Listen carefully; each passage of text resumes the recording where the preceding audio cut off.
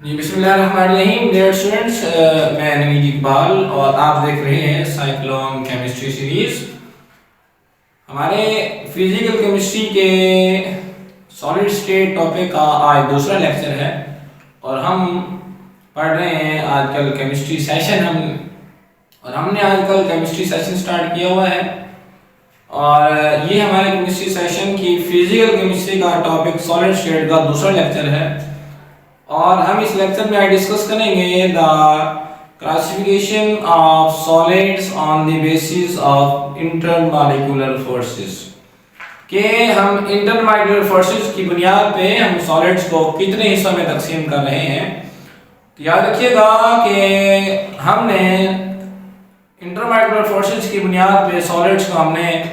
4 हिस्सों में तकसीम किया हुआ है। हमारे पास जो पहला इसका पार्ट है वो हमारे पास आयनिक सॉलिड्स हैं, दूसरा हमारे पास मॉलिक्यूलर सॉलिड्स हैं, इसी तरह आपके पास और हमारे पास कोवलेंट सॉलिड्स हुआ करते हैं और आखिरी जो इसकी टाइप है वो हमारे पास वो हम कह सकते हैं हमारे पास मेटालिक सॉलिड्स हुआ करते हैं। तो स्टूडेंट्स आज हम डिस्कस करेंगे the classification of solids on the basis of intermolecular forces. तो हमने इस हवाले से सॉलिड्स को 4 हिस्सों में तकसीम किया हुआ है, आयनिक solids, covalent solids, molecular solids और मेटालिक सॉलिड्स। तो पहले हम देखते हैं कि हमारे पास जो हमारे पास हम देखते हैं कि हमारे पास आयनिक सॉलिड्स क्या होते हैं और इसी तरह स्टूडेंट्स उसके बाद हम देखेंगे कि हमारे पास मॉलिक्यूलर सॉलिड्स क्या हुआ करते हैं और तीसरी जो चीज हम डिस्कस करेंगे वो हमारे पास कोवैलेंट सॉलिड्स हैं और इसके बाद हम आखिर में डिस्कस करेंगे मेटालिक सॉलिड्स।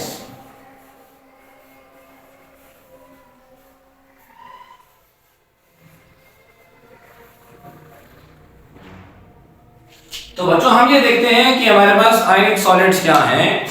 याद रखिएगा कि हमारे पास जो आयनिक सॉलिड्स हैं वो कुछ इस तरह के सॉलिड्स हुआ करते हैं कि जिनके अंदर हमारे पास जो पार्टिकल्स हैं वो आपस में इंटरमॉलिक्यूलर फोर्स जो पार्टिकल्स हैं वो आपस में आयनिक बॉन्ड के थ्रू जुड़े होते हैं। मीन जिस तरह इसके नाम से जाहिर है कि आयनिक सॉलिड्स क्या है कि ऐसे सॉलिड्स कि जिनके अंदर हमारे पास आयन्स मौजूद हुआ करते हैं, ऐसे सॉलिड्स को हम लोग आयनिक सॉलिड्स का नाम दिया करते हैं। और हम ये बात जानते हैं आयन्स क्या होते हैं। आयन बेसिकली ऐसे स्पीशीज हैं जिनके ऊपर पॉजिटिव और नेगेटिव मीन किसी ऐसी स्पीशीज हैं जिनके ऊपर नेगेटिव चार्ज हो वो भी आयन्स कहलाती हैं और जिन पे पॉजिटिव चार्ज हो वो भी आयन्स ही हुआ करते हैं। तो हमेशा हमारे पास आयनिक सॉलिड्स के अंदर जो आयन्स हैं वो आपस में जिस फोर्स के थ्रू जुड़े हैं that is called as electrostatic force of attraction कि इनके दरमियान हमेशा हमारे पास इलेक्ट्रोस्टैटिक फोर्स हुआ करती है। ठीक हो गया बच्चों। तो अब हमारे पास ऐसे सॉलिड जिनके अंदर आयन्स के दरमियान इलेक्ट्रोस्टैटिक फोर्स मौजूद है तो इस तरह के सॉलिड्स को हमेशा हम लोग आयनिक सॉलिड्स का नाम दिया। इस तरह हमारे पास इसकी एक सादा सी मिसाल जो है वो सोडियम क्लोराइड है। और साथ अगर हम देखें तो आयनिक सॉलिड्स की प्रॉपर्टीज क्या हुआ करती हैं। आयनिक सॉलिड्स की हमेशा हमारे पास जो हीट ऑफ वेपोराइजेशन है वो हमेशा हाई हुआ करती है। हीट ऑफ वेपोराइजेशन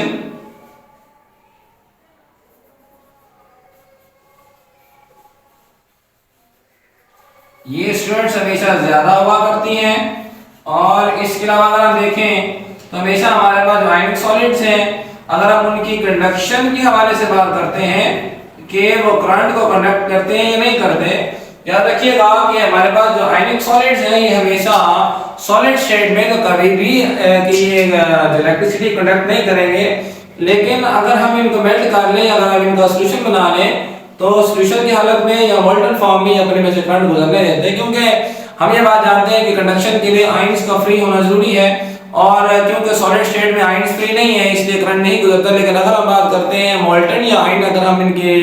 अगर एक्वा सॉल्यूशन की बात करते हैं तो इन दोनों केसेस में करंट जो है वो इसलिए गुजरता है क्योंकि हमने मेल्ट कर लिया। अगर हम इनके एक्वा सॉल्यूशन बना लेते हैं तो इस केस में जो आयंस हैं वो फ्री हो जाते हैं। जब आयंस फ्री हो जाएंगे तो करंट गुजरने का अमल भी जारी हो जाया करता है। तो थर्ड अगर हम इसके प्रॉपर्टी डिस्कस करें तो हमारे पास है ब्रिटल के जो आपके पास जो आयनिक सॉलिड्स हैं वो हमेशा ब्रिटल हुआ करते हैं। अब ब्रिटल क्या होता है? ब्रिटल बेसिकली एक ऐसी प्रॉपर्टी है जिसमें हम किसी भी हम सॉलिड को हीट करते हैं, अगर हम उसके ऊपर फोर्स अप्लाई करते हैं तो क्या होता है कि हमारे पास वो सारा का सारा मटेरियल जो है वो पीसेस में टूट जाया करता है। तो ये प्रॉपर्टी जो है वो ब्रिटलनेस बोला करते हैं इस प्रॉपर्टी को, क्योंकि ये प्रॉपर्टी जो है हमारे पास सिर्फ और सिर्फ आयनिक कंपाउंड में पाई जाती है। ठीक है, और इसलिए हम कह सकते हैं हमारे पास कि brittleness is the property of ionic compounds. साथ अगर हम और करते हैं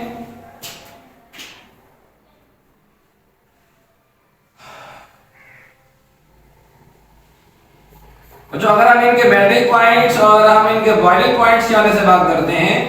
तो हमेशा इनके मेल्टिंग पॉइंट्स और बॉइलिंग पॉइंट्स बहुत ज्यादा हुआ करते हैं। उसकी सादा सी और आम सी वजह यही है क्योंकि हमारे पास जो आयनिक सॉलिड्स हैं इनके अंदर स्ट्रॉन्ग फोर्सेस पाई जाती हैं। जब फोर्सेस स्ट्रॉन्ग होंगी तो इससे क्या होगा कि इससे ये होगा कि इनको मेल्ट करने के लिए और इनको बॉईल करने के लिए आपको टेम्परेचर भी ज़्यादा चाहिए होता है। तो स्टूडेंट्स हमारे पास अगर हम इस अगली प्रॉपर्टी की तरफ चलते हैं वो है आयनिक सॉलिड्स की सॉल्युबिलिटी। अगर हम आयनिक सॉलिड्स की सॉल्युबिलिटी की तरफ अगर हम बढ़ते हैं तो हम ये देखते हैं कि हमारे पास जो आयनिक सॉलिड्स हैं ये सिर्फ और सिर्फ जो हमारे पास सॉलिड सॉल्वेंट है, मीन हमारे पास ये पानी में ही अगर हम पानी और अगर हम नमक की बात कर लें तो नमक जो है एक आयनिक कंपाउंड है और पानी एक पोलर कंपाउंड है, एक पोलर सॉल्वेंट है। तो पानी के अंदर हमेशा नमक हल हो जाया करता है, लेकिन हमारे पास नमक कभी भी हमारे पास जो नॉन पोलर सॉल्वेंट्स हैं, नॉन एक्वस सॉल्वेंट्स हैं, मीन अगर हम बात करते हैं हमारे पास चाहे वो आप यहाँ बेंजीन की बात कर लें, कार्बन टेट्राक्लोराइड की बात कर लें, हम कार्बन डाइसल्फाइड की बात कर लेते हैं, तो ये ऐसे सॉल्वेंट्स हैं जिनके अंदर नमक हल नहीं होता। तो हम ये बात कर सकते हैं कि जो हमारे पास जो आयनिक सॉलिड्स हुआ करते हैं ये हमेशा पोलर सॉल्वेंट्स में तो डिसॉल्व होते हैं, ये नॉन पोलर सॉल्वेंट्स में डिसॉल्व नहीं होते। तो बच्चों थोड़ा हम आगे बढ़ते हैं और उसके बाद हम डिस्कस करेंगे मॉलिक्यूलर सॉलिड्स। मॉलिक्यूलर सॉलिड्स क्या याद रखिएगा बच्चों कि हमारे पास ये इस तरह के सॉलिड्स हैं जिनके अंदर डिस्क्रीट मॉलिक्यूल्स पाए जाते हैं और वो मॉलिक्यूल्स आपस में डिफरेंट जो फिजिकल फोर्सेस हैं उनके जरिए आपस में जुड़े होते हैं। मीन अगर हम देखें तो हमारे पास अगर हम मॉलिक्यूलर सॉलिड्स की बात करें, मीन हमारे पास ये डिफरेंट मॉलिक्यूल्स हैं और इन मॉलिक्यूल्स के दरमियान मीन जिस फोर्स ने इन मॉलिक्यूल्स को आपस में अटैच किया होता है वो फोर्स अगर हम देखना चाहें तो वो फोर्सेस हमारे पास तीन तरह की हो सकती हैं। वो फोर्सेस हमारे पास डाइपोल फोर्सेस भी हो सकती हैं, वो फोर्सेस हमारे पास लंडन डिस्पर्शन फोर्सेस भी हो सकती हैं और इस तरह हमारे पास वो फोर्सेस जो हैं वो हाइड्रोजन बॉन्डिंग भी हो सकती है। ठीक है कि मीन मॉलिक्यूलर सॉलिड्स के अंदर जो होंगे तो मॉलिक्यूल्स ही, लेकिन आपके पास जो फोर्सेस हैं जिनके जो इन मॉलिक्यूल्स को आपस में होल्ड कर रही होंगी वो हमारे पास डाइपोल फोर्सेस भी हो सकती हैं, वो लंडन फोर्सेस भी हो सकती हैं, वो हाइड्रोजन बॉन्डिंग भी हो सकती है। तो हम देखते हैं बच्चों कि ये चारों ये तीनों डिफरेंट जो फोर्सेस हैं ये किन मॉलिक्यूलर सॉलिड्स के अंदर मौजूद हैं। तो बच्चों अगर हम बात करते हैं, अगर हम डाइपोल फोर्सेस की बात करते हैं तो अगर हम लोग सॉलिड स्टेट में हाइड्रोक्लोरिक एसिड ले लें तो हम क्या देखते हैं कि हाइड्रोक्लोरिक एसिड के अंदर इसमें हमारे पास एक जो हाइड्रोजन एक पार्ट है इस मॉलिक्यूल का पार्शियल पॉजिटिव चार्ज है और क्लोरीन पे चार्ज पार्शियल नेगेटिव हुआ करता है। तो इस तरह हमारे पास ये अगले मॉलिक्यूल के साथ भी जुड़े होंगे, मीन क्लोरीन का जो पार्शियल नेगेटिव है ये अगले मॉलिक्यूल के पार्शियल पॉजिटिव के साथ जुड़ा होगा। सो ये HCl जो है ये डाइपोल है, अब ये एक दूसरे डाइपोल के साथ जुड़ेगा तो इस तरह इनके दरमियान जो फोर्स होगी वो डाइपोल फोर्स कहलाएगी।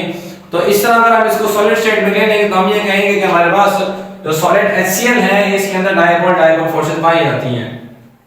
सेकेंडली अगर बात करते हैं लंडन फोर्सेस की बात करते हैं तो लंडन फोर्सेस हम जानते हैं हमेशा हमारे पास जो नॉन पोलर मॉलिक्यूल्स हैं उनके दरमियान पाई। इस तरह अगर हम देखिए हमारे पास आयोडीन है, अब अगर आप सॉलिड आयोडीन ले लेंगे तो उनके दरमियान जो हमारे पास फोर्सेस जिन फोर्सेस ने आयोडीन के मॉलिक्यूल्स के आपस में जोड़ रखा होगा वो लंडन फोर्सेस होगी। इस तरह अगर आप सॉलिड स्टेट में अगर नोबल गैसेस ले लेते हैं तो नोबल गैसेस वो भी हमारे पास नॉन पोलर गैसेस हैं, तो इनके दरमियान जो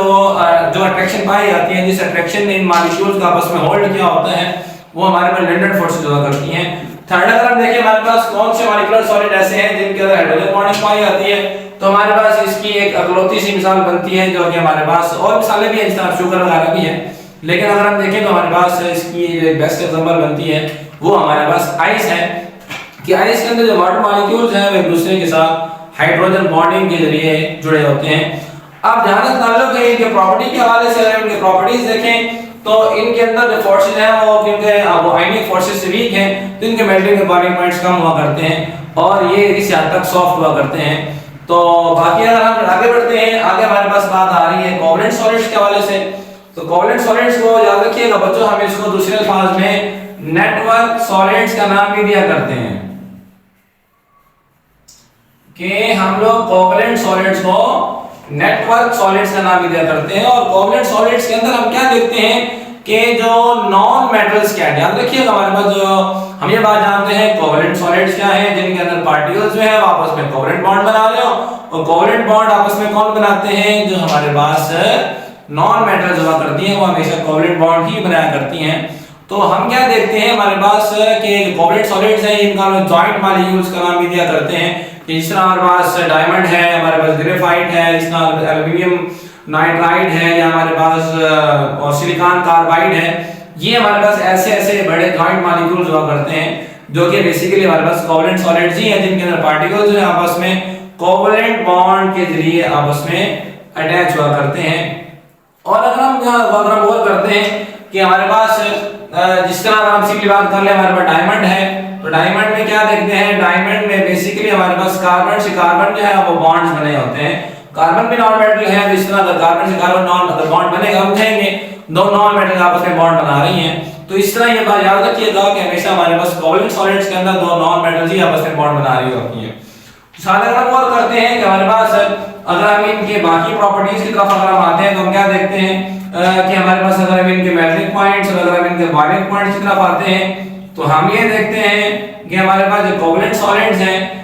इनके अमूमी तौर पे मेल्टिंग और बॉइलिंग पॉइंट्स ज्यादा हुआ करते हैं। मीन अगर हम देखें तो हमारे पास अगर सिंपली डायमंड की बात कर लें तो डायमंड का जो इसका जो मेल्टिंग पॉइंट है वो राउंड अबाउट 38 केल्विन, सॉरी इसका जो मेल्टिंग पॉइंट है वो 3800 केल्विन के राउंड अबाउट हुआ करता है। तो इस तरह हम यहाँ से अंदाजा लगा सकते हैं कि हमारे पास जो कोवलेंट सॉलिड्स हैं जो कि जॉइंट मॉलिक्यूल्स हुआ करते हैं। अच्छा, जहां तक ताल्लुक इनकी सॉल्युबिलिटी का है, क्योंकि बड़े मॉलिक्यूल्स होते हैं तो किसी भी सॉलिड के साथ इंटरेक्शन नहीं करते, इसलिए हम कहते हैं कि अमूमी तौर पे हमारे पास डायमंड वगैरह जो है किसी दूसरे सॉल्वेंट में डिसॉल्व होता ही नहीं है। लास्ट में अगर हम डिस्कस करते हैं हमारे पास जो मेटालिक सॉलिड्स क्या हैं, तो अगर हम मेटालिक सॉलिड्स की बात करते हैं तो मेटालिक सॉलिड्स में हम ये देखते हैं कि इनके अंदर जो मेटल एटम्स हैं वो आपस में जुड़े होते हैं। तो अब हमारे पास मेटल एटम किस तरह जुड़े हम वो देखते हैं कि हमें देखते हैं कि मेटल एटम्स आपस में जुड़ते कैसे हैं। याद रखिएगा बच्चों कि हमारे पास मेटालिक सॉलिड्स के अंदर होता ये है कि पॉजिटिव आयंस हुआ करते हैं और पॉजिटिव आयंस आपस में इलेक्ट्रॉन के जरिए अटैच होते हैं। ये बात बड़ी अहम बात है और अजीब बात है कि हम मेटालिक सॉलिड्स की बात कर रहे हैं, पॉजिटिव आयन कहां से आ गए। तो बच्चों याद रखिएगा कि मेटल्स के साइज बड़े हुआ करते हैं, न्यूक्लियस का और वैलेंस इलेक्ट्रॉन का फासला ज्यादा हुआ करता है। तो मेटल जो अगर आप शीट लेकर आ रहे हैं, अगर हम कोई टुकड़ा लेकर आ रहे हैं तो क्या देखते हैं कि हमारे पास उस मेटल की शीट या उस मेटल के टुकड़े के अंदर हमारे पास जो उसमें जो मेटल एटम्स हुआ करते हैं, अब मेटल एटम्स का साइज बड़ा होने की वजह से क्या होता है कि न्यूक्लियस में और वैलेंस इलेक्ट्रॉन के दरमियान फासला ज्यादा होता है। जब फासला ज्यादा होगा तो वो इलेक्ट्रॉन वहां से निकलकर उन मेटल एटम्स के दरमियान जो खाली जगह होती हैं, जो वाइड हुआ करते हैं, जो स्पेसेस होते हैं उनमें आ जाते हैं। फिर क्या होगा, जिस भी एटम ने इलेक्ट्रॉन निकाला उसमें चार्ज पॉजिटिव है और ये इलेक्ट्रॉन निकला है। अब ये इलेक्ट्रॉन जब दरमियान में पहुंचेगा तो इसके अतराफ में मौजूद पॉजिटिव आयन इसको अपनी तरफ अट्रैक्ट करेंगे और ऐसे ही सूरत हाल हुई जिस तरह हमारे पास दो ईंटें हों और दरमियान में गारा मौजूद हो। दो ईंटें जिस तरह हम गारे के जरिए आपस में जोड़ते हैं, इसी तरह हम क्या देखते हैं कि हमारे पास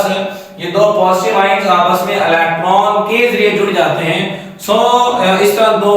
के जो पॉजिटिव आयंस हैं इनका आपस में जुड़ना और इलेक्ट्रॉन के थ्रू जुड़ना जो है this is called as metallic bonding. और इस तरह के हमारे पास सॉलिड्स हैं जिनके अंदर हमारे पास मेटालिक बॉन्डिंग पाई जाए, और ये हमेशा हमारे पास मेटालिक सॉलिड जो है बेसिकली हम ये मेटल्स की बात ही कर रहे हैं। तो अब जहां तक ताल्लुक है कि मेटल्स की प्रॉपर्टीज के हवाले से, तो हम ये देखते हैं कि हमारे पास मेटल्स के हमारे पास जो मेल्टिंग और बॉइलिंग पॉइंट्स जो हैं वो जहां तक ताल्लुक हमारे पास आयनिक सॉलिड्स क्या है, या अगर हम यहाँ कोलेट सॉलिड्स की बात कर लें तो इनके मेल्टिंग और बॉइलिंग पॉइंट्स जो है वो किसी हद तक कुछ मेटल्स के ज्यादा भी होते हैं मेल्टिंग और बॉइलिंग पॉइंट्स, और कुछ हमारे पास मेटल बहुत ज्यादा सॉफ्ट भी हैं, ज्यादा भी हो सकते हैं, और इस तरह हमारे पास कुछ मेटल इनके जो मेल्टिंग और बॉइलिंग पॉइंट्स कम भी हैं। अगली बात हमारे पास क्या है कि अगर हम मेटालिक